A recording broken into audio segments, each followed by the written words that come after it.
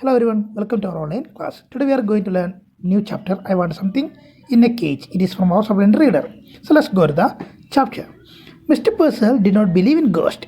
He didn't believe in ghost. Nevertheless, even though the man who bought the two doves and his strange act immediately thereafter left him with a distinct sense of the uncanny. Uncanny means unusual, as though behind his departed customer there had lingered the musty smell of an abandoned haunted house. Musty means old or bad smell, abandoned, as it's a rejected house, haunted. So Mr. Purcell was a small fuzzy man, red cheeks and a tight melon stomach.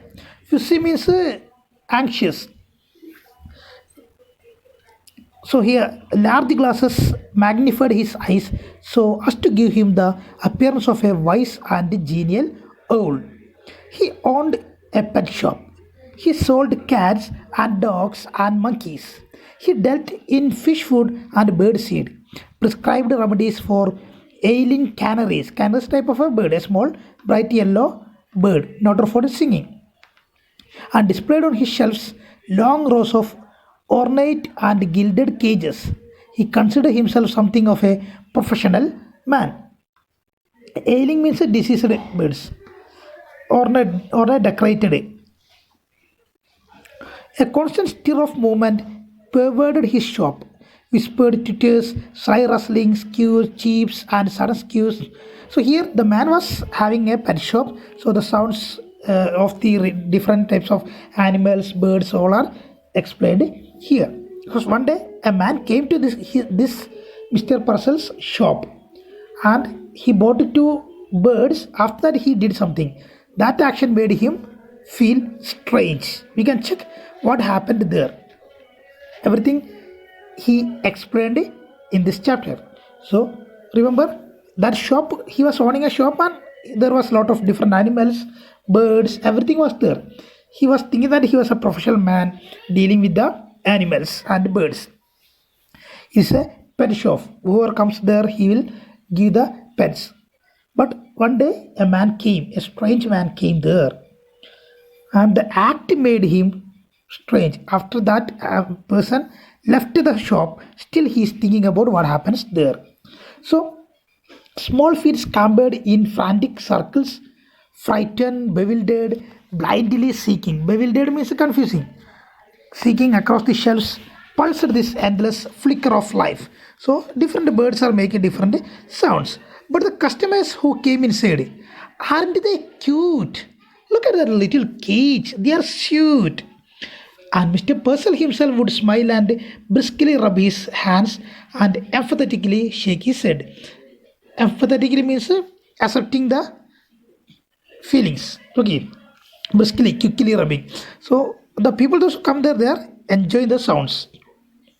Each morning, when the routine of opening his shop was completed, it was the proprietor's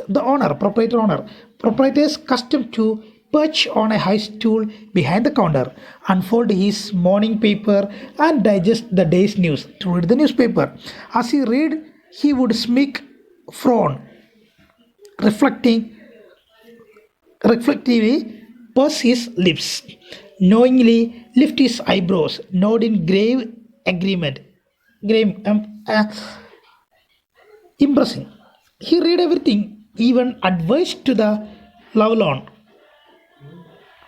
and the detailed columns of advertisements.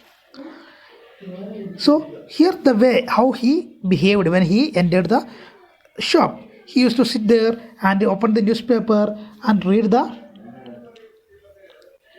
newspaper. Each and every part of the newspaper he would read. He will never leave any part of the newspaper. All the part he will read properly. That means he used to read the newspaper each and every part that he did when he entered the shop. It was a rough day. A strong wind blew against the high plate glass windows. Smoke filled the wintry city and the air was grey with a thick frost. So that was a rough day. Having completed his usual task, Mr. Puzzle again mounted the high stool and unfolded his morning paper. So, usual what he did. Mounted means climb, sit on the chair. He adjusted his glasses and glanced at the day's headlines. Cheeping and squeaking squeaking and meowing vibrated all around him, so that all the birds and animals making noises. Yet Mr. Puzzle heard it no more than he would have heard the monotonous ticking of a familiar clock. So repetition, monotonous, same monotonous repetitions of that clock. So he was listening that every time. There was a bell over the door that jingled whenever a customer entered. When a customer entered, the bell was there, it will jingle there to make noise, clattering sound. This morning, however, for the first time, Mr. Purcell could recall, it failed to ring. Simply he glanced up and there was the stranger standing just inside the door as if he had materialized out of thin air. Materialized means formed. So every day when somebody comes, the bell will ring. But today the bell didn't ring. When he raised look up, then suddenly he saw a man was standing there. He thought he came from a thin air. He suddenly formed there. The storekeeper slid off his stool, came out. From the first instant, he knew instinctively, unreasonably, that the man hated him. But out of habit, he rubbed his hands briskly together, smiled, and nodded. Good morning, he beamed. What can I do for you? Beamed smiled cheerfully. So he came outside of he came out of this stool, and first itself he didn't like that man. First, when he saw that man first time itself, he didn't like that man. He don't know why it happens there. Unknowingly, he doesn't like that man. But even though that, as usual, whenever a customer comes to the shop, what he will do? He will ask to the man, "Good morning. What can I do for you?" The same way, when this man entered the shop, he asked the same questions to him. So remember, Mr. Puzzle was a pet owner. A new man came to the shop. So what happens next there? We can check. Okay. So you can go to the next part.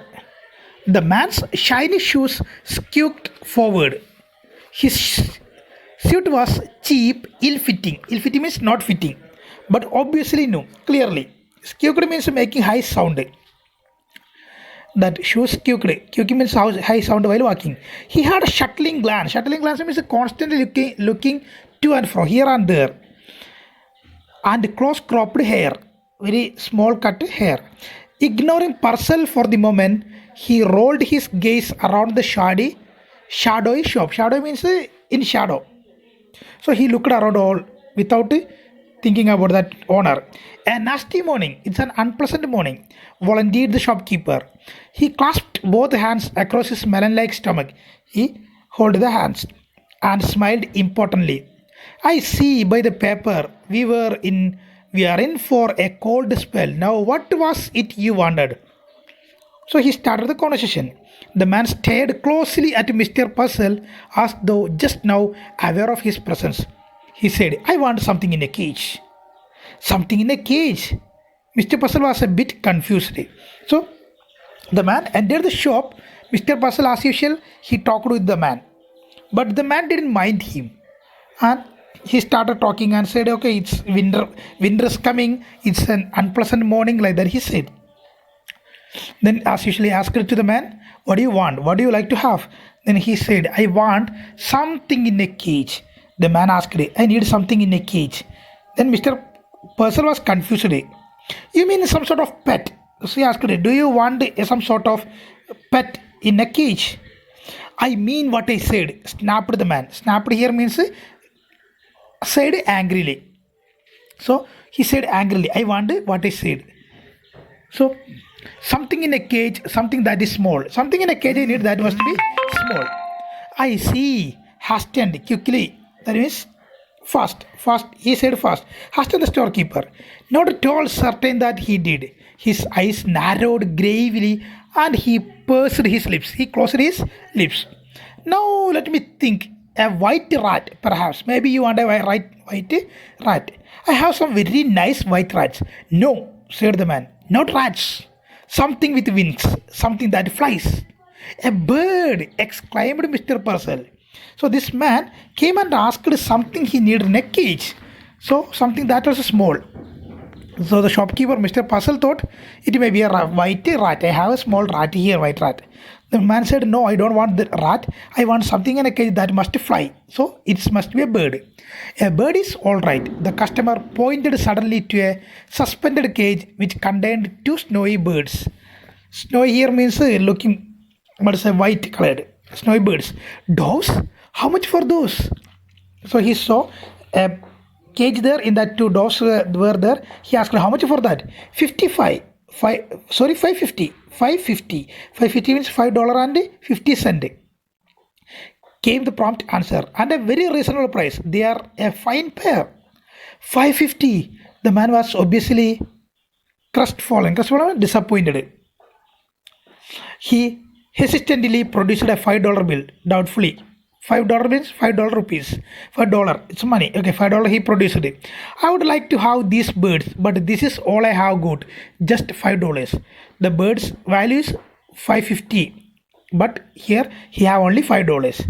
Mentally, Mr. Purcell made a quick calculation, which told him that at a 50-cent reduction, he could still reap a tidy profit. He smiled magnanimously. Magnanimously means generously. He smiled in a broad smile. He said, okay, the value is $550, so it is okay. $5 is okay. $5.50 the value. So it's okay. If you give for 5 also, he will get some profit.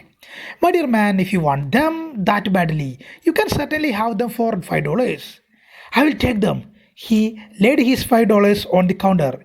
Mr. Purcell tottered on tiptoe. Tottered means moved unsteadily. Tiptoe unhooked the cage and handed it to the customer.